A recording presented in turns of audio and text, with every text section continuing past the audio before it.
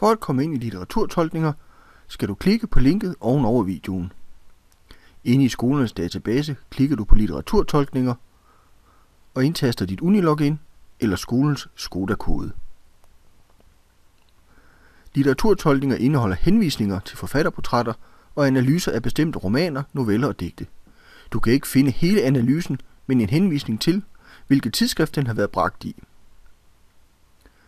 Vil du for eksempel have fat i noget om Naja Marie Aidts novellesamling Bavian, skal du søge på Aidt og Bavian.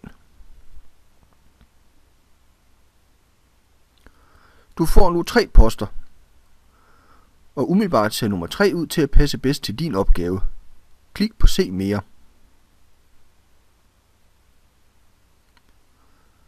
Du kan nu se, at artiklen har været bragt i tidsskriftet Nordica i 2009.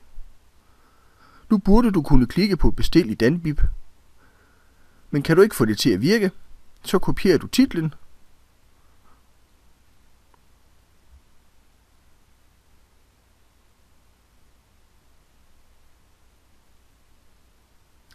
tager den med over i bibliotek.dk. Her går du ned i titelfeltet, sætter den ind og trykker på Søg.